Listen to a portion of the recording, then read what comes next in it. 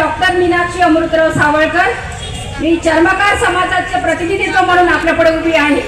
सह्याद्रीच्या उच्चुत्त शिखरावरून उंच असणाऱ्या स्वातंत्र्य, समता आणि बंधुत्व या त्रिरत्नाचा पुरस्कार करणाऱ्या महामानवा, उखिड्यावर खितपत पडलेल्या दलिताच्या जीवनाला खरा अर्थ सांगणाऱ्या जीवनसूर्या, रक्तरहित क्रांतीच्या मशाली पेटणाऱ्या क्रांती सूर्यास माझे कोटी कोटी नमन।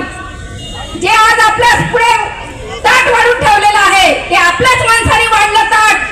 ज्या माणसाला आपण लोकांनी एवढ्या मोठ्या पदास्थ पदावर ठेवलं त्या माणसाने आपल्यासाठी वाढलेलं ताट आहे।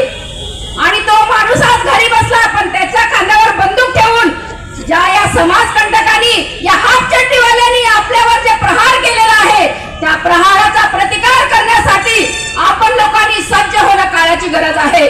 हा नागपूरचा मोर्चा हा क्रांतिकारक मोर्चा नाही, तर हा महाक्रांतिकारक मोर्चा आहे।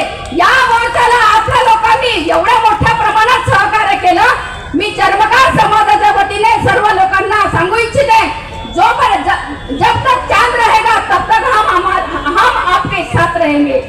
आम्ही आमच्या सोबत, तुमच्या सोबत खांद्याला खांदा लावून तन मन धनाने राहू। कारण आम्ही शिकलो, तुम्ही शिकलात, पण आपल्या मुलांचं काय? आपल्या मुलांना शिक्षणासाठी हे लोक उभं तरी करेल का?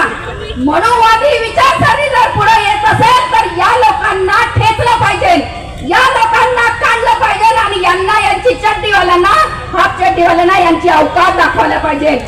महिलांना बांगड्या भरताना 10 बांगड्या जास्त भरा, पण टरबुजाच्या घरावर त्या बांगड्या फेकल्याच पाहिजे। तोपर्यंत तुम्हाला उपवर्गीकरणामध्ये जे हे करत आहेत ते निषेध करण्यासाठी तुम्ही नागपूरच्या महिला सोबत, आम्ही यवतमाळच्या महिला समाजापुढे उभं राहून टरबुजाच्या घरावर आपण बांगड्या फेकू, त्यांना सांगू माझा मुलगा शिकला नाही तर तू आम्हाला उद्या रस्त्यावर ठोकरत ठेवशील। माझा मुलगा हुशार आहे।